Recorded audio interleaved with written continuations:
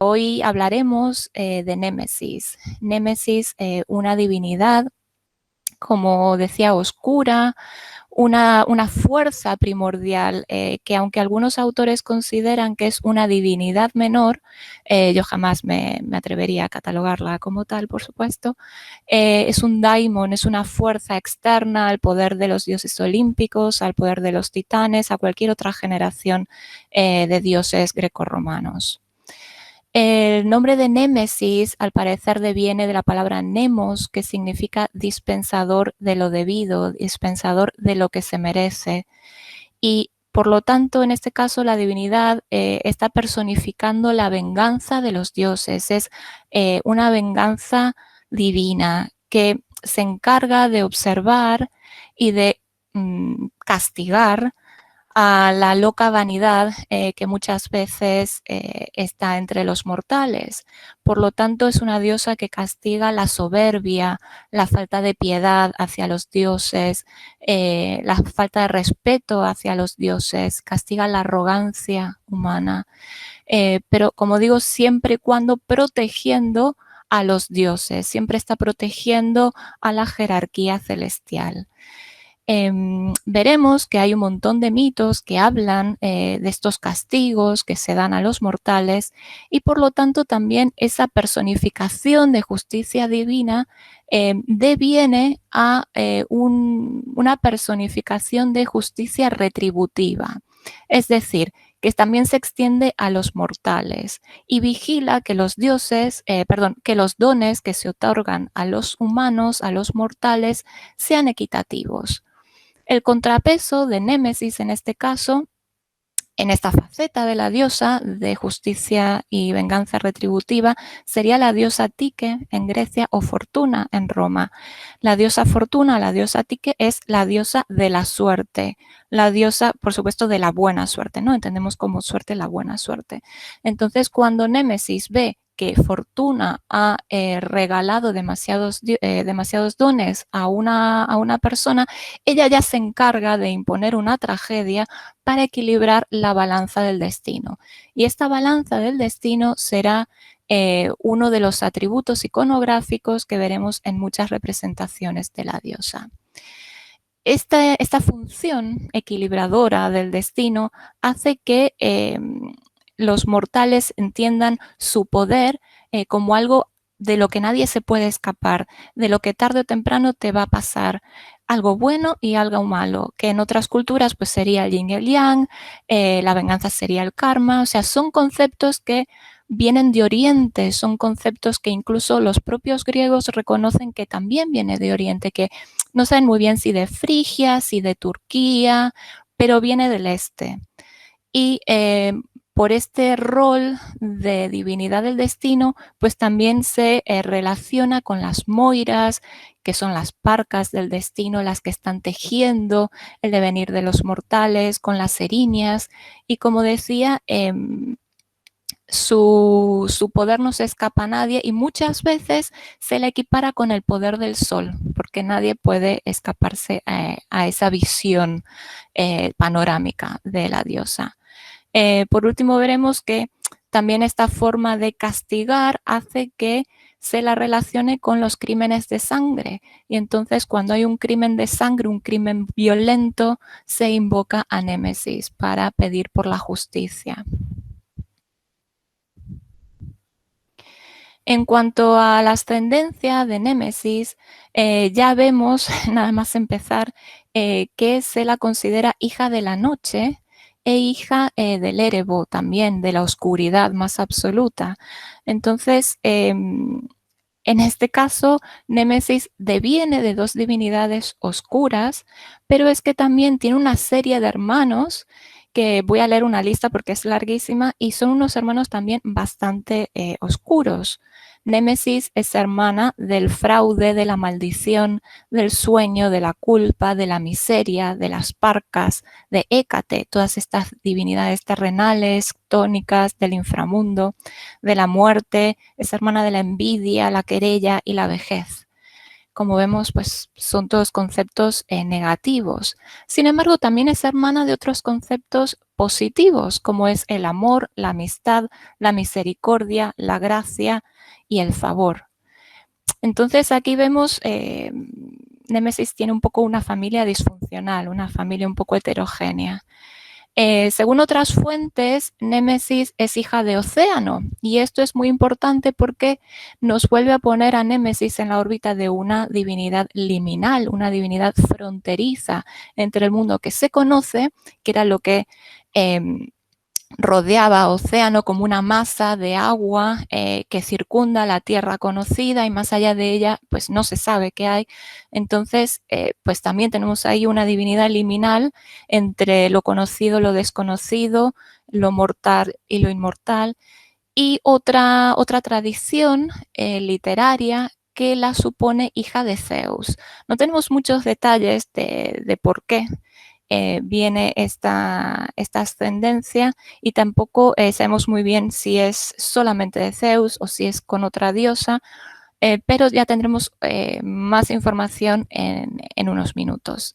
Pero quiero que prestéis atención en esta primera representación de Némesis que os ofrezco, que es un camafeo que está en el Museo Británico, siglo I después de Cristo. Es una representación ya romana en la que se ve la diosa de perfil, alada, en este caso se representa alada, y la vemos que se está sosteniendo un paño, es un pliegue de su propio vestido, de su propio peplos. Y este es un gesto que aparecerá en muchísimas representaciones de la diosa Némesis, y es un gesto que alude a escupir en el propio ropaje.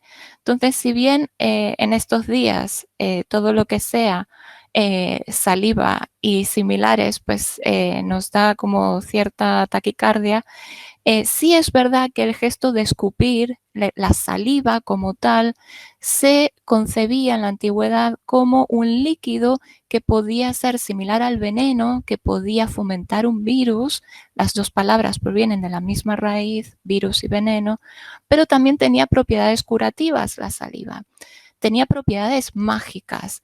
Entonces, tanto podía causar la muerte como el veneno o un virus, o podía protegerte. Entonces, este gesto apotropaico de protección se hacía cuando se quería evitar un mal, que por ejemplo uno veía algo que podría traer mala suerte. Entonces, para evitar esa mala suerte, lo que se hacía era escupir en un paño del vestido. Entonces, veremos continuamente este gesto de protección, este gesto apotropaico en muchas representaciones.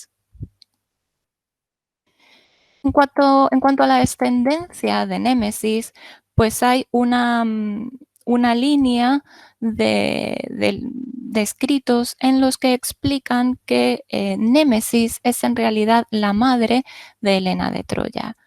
Y esta descendencia viene dada por una unión no consensuada con su padre Zeus. ¿Qué nos dicen los autores? Pues que Zeus se vuelve loco por Némesis y empieza a perseguirla, pero ella se muere de vergüenza y empieza a transformarse en distintos animales, en peces, en aves, en monstruos terrestres, pero Zeus no para. Zeus sigue dándole seguimiento a la pobre Némesis, hasta que Némesis ya se transforma en una oca, y Zeus aprovecha y se transforma en un cisne y la viola. De esta unión sale un huevo, porque claro, eran aves en ese momento, que es recogido por un pastor y que se lo lleva a Leda, a la que era reina, a la que era esposa del rey de Esparta.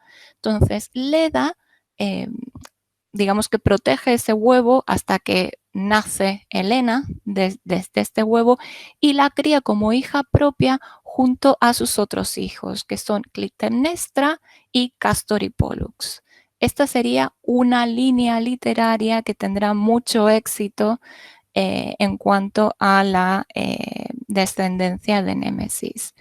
En cambio, otra tradición literaria que aquí ya nos muestra este arraigo, ¿no?, de Némesis como divinidad oscura, como divinidad monstruosa casi, nos dice que se une al Tártaro y Némesis, al unirse al Tártaro, que es el abismo más profundo de la Tierra, que está incluso debajo del inframundo, pues vemos que de esta unión nacen unos 9 seres extraños que son mitad perro, mitad peces y que se llaman telquines. Entonces aquí seguimos con esta tradición oscura, monstruosa, no muy bonita de representar. En cuanto a los mitos en los que Némesis adquiere esta fama de diosa terrible, de diosa vengativa, es muy curioso porque en los mitos que voy a comentar ahora no aparece representada nunca. Por ejemplo, el mito de Narciso y Eco, que supongo que todos ya lo conocerán. Narciso es un pastor guapísimo, muy famoso por su hermosura entre los mortales y los dioses. Y Eco, que es una ninfa, se enamora perdidamente de él. Pero Narciso no solamente elude sus avances, sino que se burla de ella. Se burla de Eco, se burla de muchísimas ninfas, hasta que ya una de ellas pide por favor que ojalá algún día Narciso se enamore de alguien y no sea correspondido.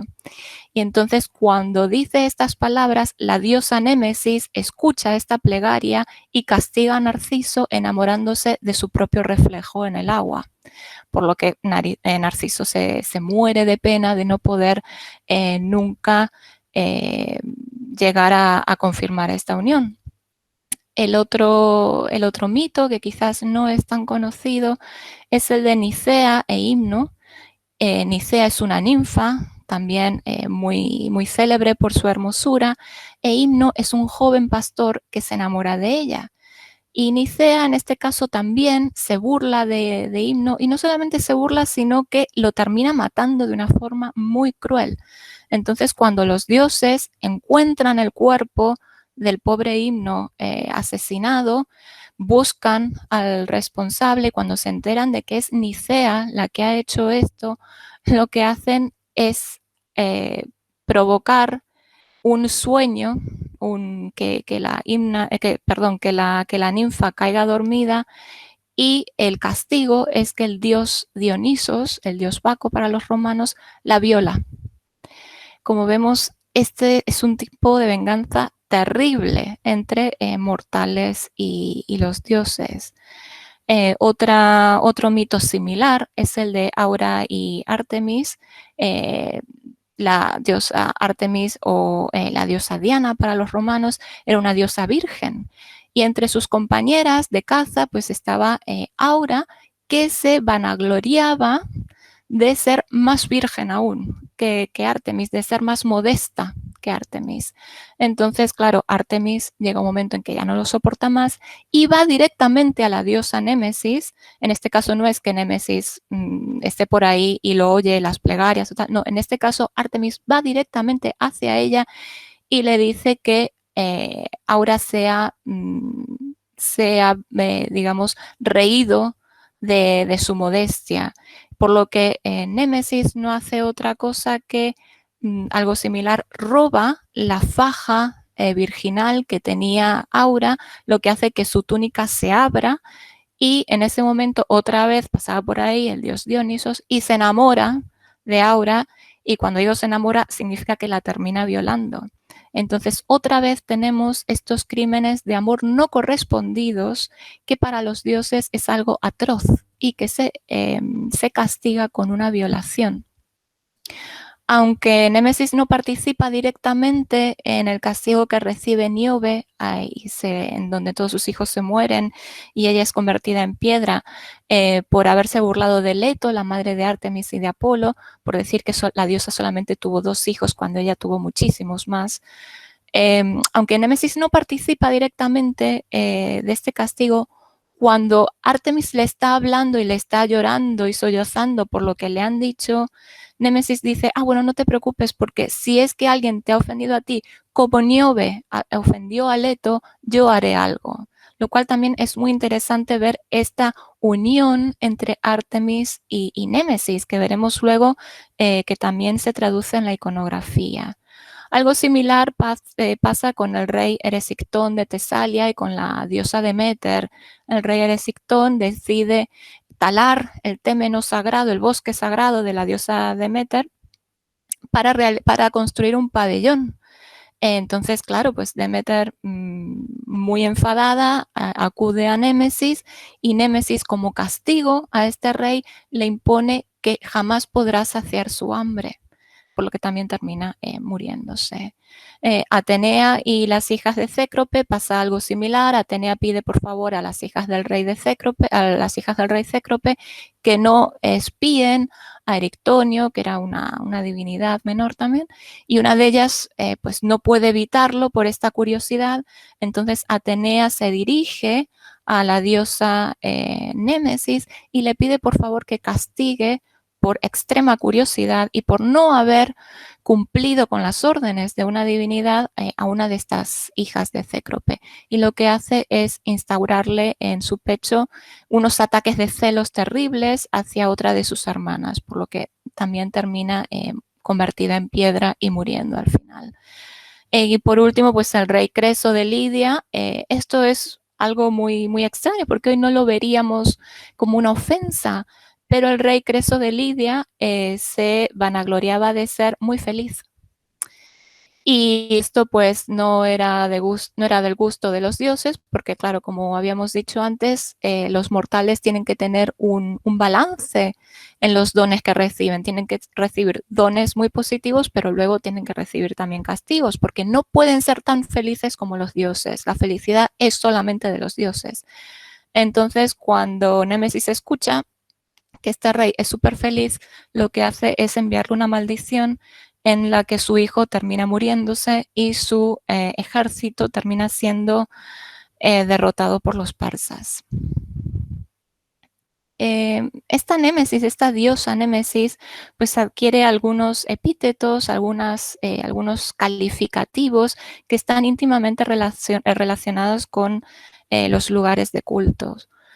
Uno de ellos era Némesis Adrasteia, que se la veneraba especialmente en Turquía, y al parecer esto viene de la palabra didraskein, que significa que no se puede escapar, que nada puede escapar, que es inescapable, y vemos otra vez este concepto de justicia, de karma, que tarde o temprano te va a atrapar. Otras fuentes dicen que es porque en realidad el primer rey que le dio culto a la diosa en esa zona se llamaba Adrasteio y por eso adquiere ese epíteto. De las más famosas es la Némesis Ramnunte en Ática, y esta representación, ya veremos a continuación, que marcará el tipo iconográfico de la diosa Némesis. Se da en Ática, en Ramnus, en una ciudad muy cercana a Maratón, y también pues, nos servirá para ver cómo sirvió de tapón casi a la invasión persa y que por eso se le rinde culto en agradecimiento. Está también Némesis Ignea, que también era un epíteto de la titánide Temis, que también personifica la justicia divina y significa rastreadora, otra vez el sentido de que la diosa te busca y que jamás te vas a poder escapar. Némesis doble, que veremos a continuación, doble representación de Némesis en Esmirna, en Turquía, y al parecer esta sería una representación originaria. Y al sur de Grecia, Patrae, que según las fuentes había unas estatuas colosales de mármol blanco dedicadas a la diosa. La iconografía de Némesis que veremos, similar a Afrodita, una diosa hermosa, bien vestida, enjollada, con diadema, sosteniendo una manzana o una rama de manzano. También la veremos como una diosa virgen y por ahí viene esta semejanza y este solapamiento con la iconografía de Artemis. Y veremos también como una diosa severa, ya estamos aquí con la diosa de la venganza, y veremos que están múltiples atributos representados en la misma imagen. Veremos esa gestualidad de escupir en el pliegue del vestido, aparecerá alada con una espada, con un látigo, con una hoz, con balanzas, con varas de medir, con gansos, grifos y con la rueda de la fortuna, que esta rueda de la fortuna, esta rueda del destino, es la rueda original que tenía como atributo la diosa Tique Fortuna, pero que ella se la apropia para asegurarse de ese balance en el destino de los mortales. Por fin aquí ya vemos una de las primeras imágenes de Némesis en Esmirna, y en este templete que ya es del siglo II después de Cristo, es una representación romana, pero que mantiene el modelo iconográfico de las representaciones en madera. Entonces aquí vemos pues en detalle la imagen y vemos que aquí la diosa se está cogiendo el paño del vestido por esta gestualidad de la saliva de la que les hablaba anteriormente. Aquí vemos la vara de medir del destino para que sepamos que los dones han sido entregados equitativamente, y vemos esta representación de los paños, el peplos ajustado debajo del pecho, en la cintura, que se complicará a medida que vaya avanzando el desarrollo iconográfico de la diosa. Esta es una recreación porque claro, el original no se ha conservado, es una recreación de la un poco originaria representación de Némesis Ramnunte, que algunas fuentes dicen que la realizó Fidias, otros Agorácritos, otros Diodotos. En cualquier caso sería en el siglo V a.C. Y es muy curioso porque nos dicen que es una divinidad una representación que rivalizaba con la propia Afrodita, una representación preciosa en la que tiene una diadema con ciervos y con niqués, que los niqués son estas pequeñas victorias aladas, y que este significado de victoria será muy importante y veremos a continuación cómo lo es. Tiene en una copa representaciones de etíopes o representaciones de personas con rasgos negroides, porque se cree que al ser hija de Océano, pues Océano estaba circundando esas fronteras del mundo conocido donde donde los griegos situaban Etiopía. A partir del siglo II aparece Némesis alada, pero antes del siglo II, como vemos, esta es una representación del siglo V antes de Cristo, vemos que es una representación áptera, sin alas.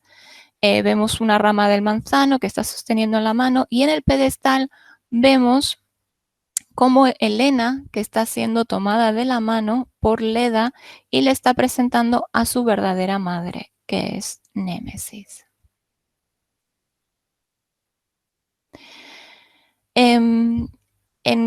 Por supuesto, esto era una escultura colosal de culto, y se han conservado copias romanas que siguen este modelo iconográfico.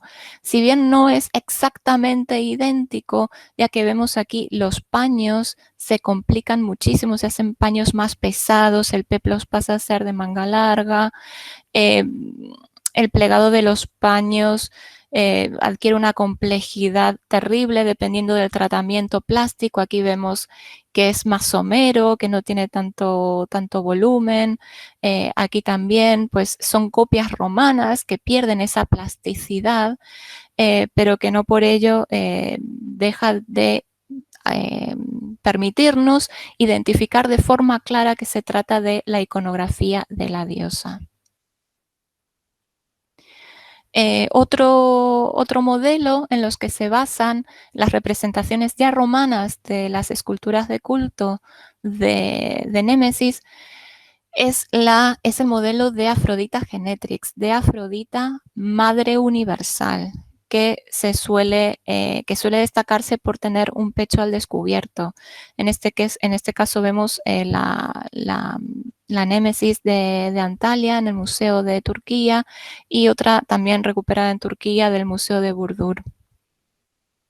Y esta asociación que ya se da en época romana con la Venus madre, con la Venus garante, nutricia, pues también será muy importante para el devenir del culto de Némesis en Roma. Como decía, Némesis no suele aparecer en todos estos terribles castigos del que nos hablan las fuentes, sino que aparece, por ejemplo, en el juicio de París. En el juicio de París, este es el despiece de todo el ánfora que se conserva en el Museo de Berlín. Vemos el juicio de París, en donde París está aquí siendo, pues, intentando ser convencido del dios amor o Cupido para que elija a Afrodita entre las diosas más hermosas o las más justas. Y aquí vemos a Helena de Troya con Afrodita y en esta esquina, que aquí vemos el gesto más grande, está Némesis junto a Tique, y lo sabemos porque cada personaje está rotulado. Entonces aquí pone Némesis y aquí Tique. Némesis está señalando a la causante de todo el devenir de lo que será la guerra de Troya. Y está señalando a Helena, está señalando a su propia hija. Y diremos, bueno, pero ¿qué mal ha hecho Helena para que la diosa Némesis la esté acusando? Bueno, no es un mal que haya hecho ella exclusivamente, pero como decíamos que los dones tienen que estar equilibrados, en el caso de Helena no lo está, porque es hija de dioses, pero a la vez tiene una belleza divina entre los mortales. Su belleza sobrepasa cualquier tipo de canon. Y por lo tanto se trata de un don que no debería darse entre los mortales. Y esta es una forma que tiene Némesis de equilibrar esa balanza. Este también es otro ejemplo. Uy, perdón, es otro vaso griego en donde se está representando el juicio de París. Y aquí vemos otra vez cómo Némesis está señalando al culpable de todo este devenir terrible de la guerra de Troya. Y es muy curioso que la vemos aquí también cercana a una figura que, si bien no es una victoria, pero está coronando a la diosa ganadora de este juicio de París, que será Afrodita. Otro de los temas iconográficos en los que Némesis suele aparecer en Grecia es en el inframundo, especialmente en esta crátera maravillosa que representa todos los personajes que han descendido al mundo de los muertos. Aquí tengo el detalle. Entonces vemos en el centro a Hades y Perséfones en el palacio de Hades, y vemos aquí pues una serie de personajes, por ejemplo, Orfeo descendiendo al inframundo, Sísifo, vemos a Hécate 2 veces, una peleando contra los gigantes e incluso intentando hacer que el cumplimiento del castigo sea efectivo. Vemos al cancerbero, vemos a los 3 reyes del tribunal de los muertos, y la vemos aquí a Némesis junto a los dioscuros, que los dioscuros hay que recordar que son los hermanastros de Helena. Es Castor y Pollux, que como sabemos, uno era mortal, uno era divino, pero al morir pues hacen un acuerdo con los dioses para turnarse, que cada uno pase 6 meses en el Olimpo y luego se turnen y pasen 6 meses en el inframundo. Por lo tanto, aquí vemos a Némesis, que está junto a ellos. Son dioses que terminan encarnando el poder militar en Roma, y la vemos ya aquí que aparece un atributo de Némesis, que es la espada. En una mano tiene la espada y en el otro tiene la funda que la estaba cubriendo. La iconografía de Némesis junto a los dioscuros, junto a Castor y Pollux, no es extremadamente popular, pero sí es verdad que se repite en algunas gemas, lo que se suele llamar gemas mágicas, que adornaban anillos, pendientes, colgantes en época grecorromana. Entonces, en esta, que es, bueno, no se sabe si es del siglo I o del III, esto es lo que los arqueólogos suelen llamar época imperial. Y vemos aquí a la diosa Némesis junto a Castor y a Pollux, que en época romana se los representa como jinetes subidos a los caballos. Vemos aquí símbolos celestiales que pertenecen tanto a Castor y a Pollux como a la reina Némesis, y la vemos aquí que está de pie, está pisando a un prisionero, está sometiendo a alguien que ha derrotado. Es una divinidad que veremos a continuación tendrá mucha popularidad entre los militares. Como decíamos, Némesis también se puede representar como diosa virgen y en este caso la vemos que se la representa como Artemis, con una túnica corta, con un cinturón a la altura de la cadera, bueno, de la cintura. Estas túnicas cortas servían para permitir el movimiento rápido, para permitir tareas rápidas y tareas arduas. Entonces, en este caso, pues recordemos que Artemis era diosa cazadora. Y la vemos también aquí, pues con el creciente lunar, que era uno de los atributos iconográficos de Artemis. En este caso, la vemos también con un látigo, que como había comentado, es uno de sus atributos también como diosa del inframundo, como diosa oscura de la muerte. Y en este caso la vemos con otros atributos como es el grifo, que era un animal sagrado también de Apolo y de Artemis, y la rueda de la fortuna.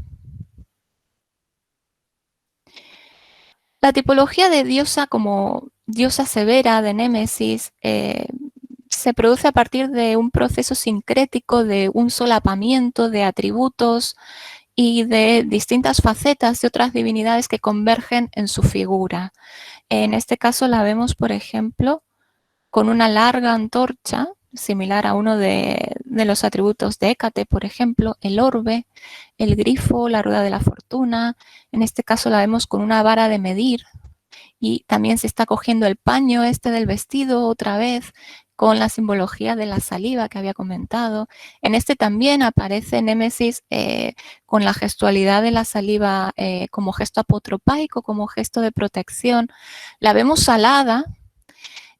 Algunas fuentes dicen que Némesis adquiere alas por solaparse con la función de Eros o Cupido, por ser una diosa vengadora de los crímenes del amor no correspondido. Otros creen que es por su naturaleza rápida, por decir que alcanza todo sobre la faz de la tierra y por lo tanto necesita velocidad y por eso aparece como una diosa alada. En cualquier caso aparece aquí también con la rueda de la fortuna, con un pequeño altar y aquí sometiendo a una persona, a un cautivo derrotado. Aquí la vemos pues también con un montón de atributos, la antorcha, el tridente. Volvemos a tener aquí símbolos celestiales, la luna, el sol. Tenemos aquí el grifo, el flagelo.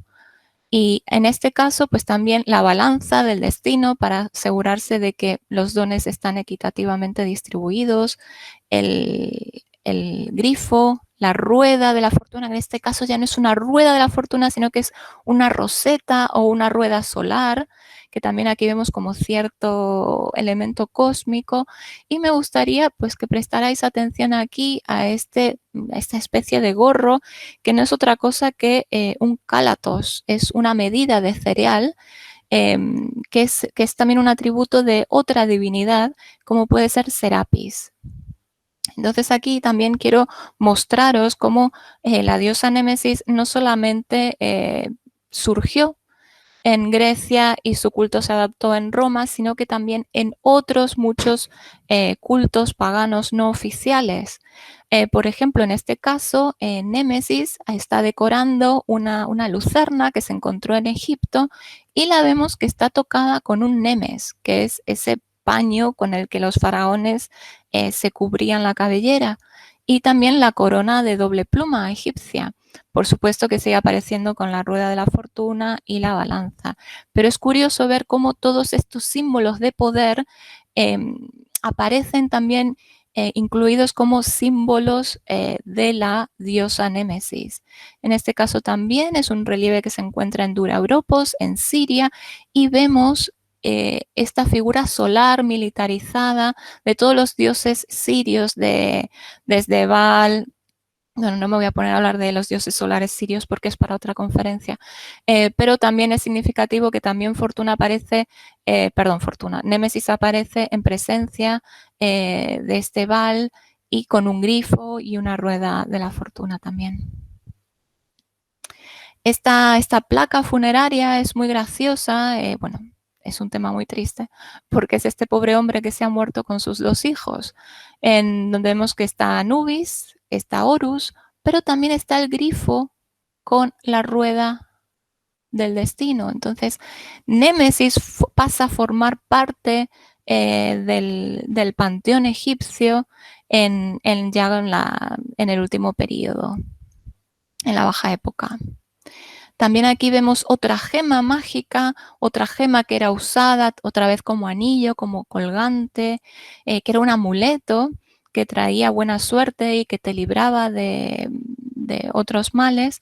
Pues vemos cómo Némesis aparece con la balanza del destino, con una piernita en el aire, mientras que con la otra está pues pisando a esa persona derrotada, ese prisionero, y a Serapis, que le vemos aquí con el Cálazos que nombraba antes, y la vemos a Isis o Afrodita pues realizando magia. Aquí vemos pues como estrellitas y tal, y vemos el arco de su magia.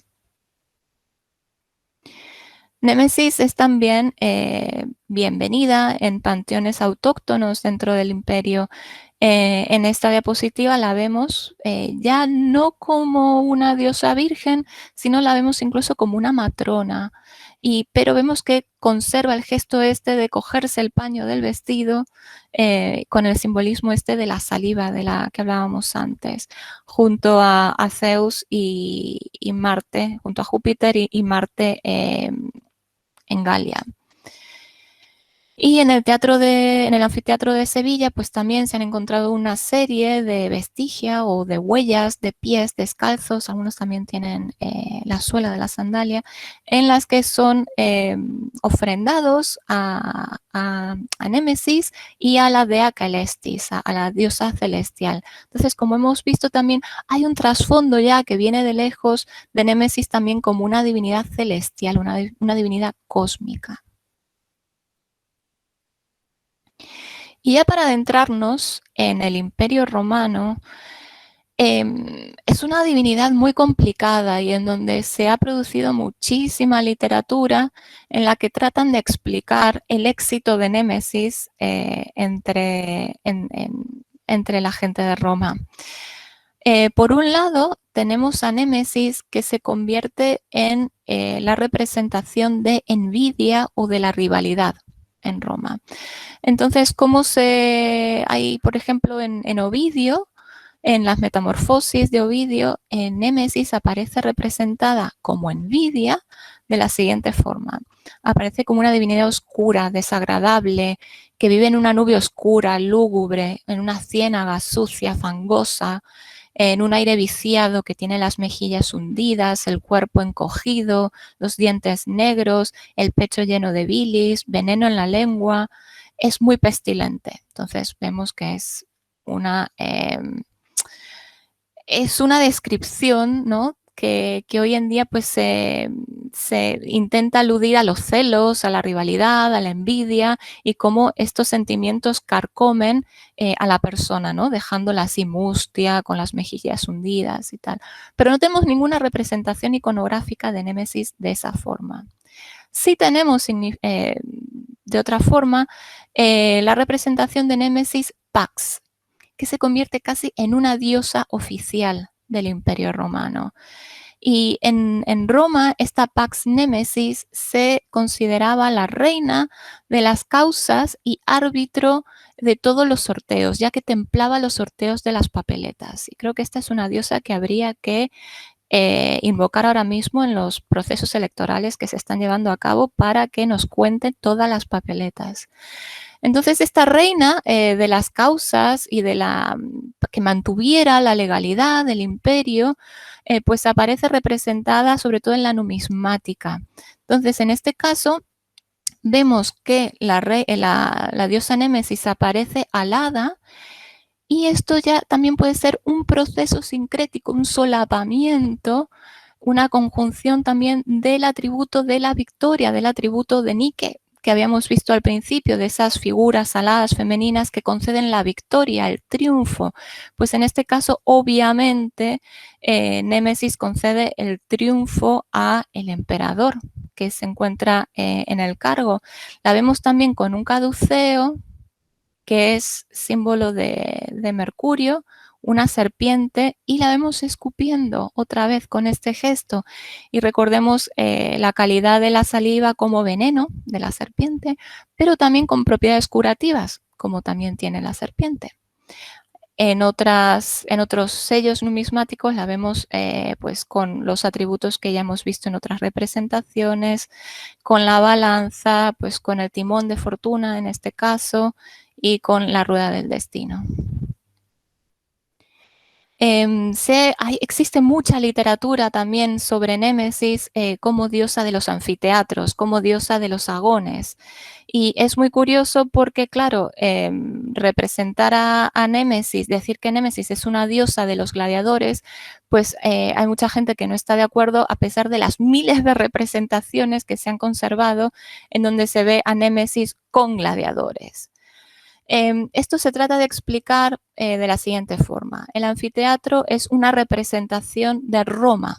El anfiteatro o el teatro es una representación de Roma, es una representación del poder de Roma, es un espacio altamente jerarquizado. Entonces, el culto a Némesis no sería tanto el culto de los gladiadores, sino el culto de las élites provinciales que intentan mostrarse como garantes del poder imperial en sus propias provincias.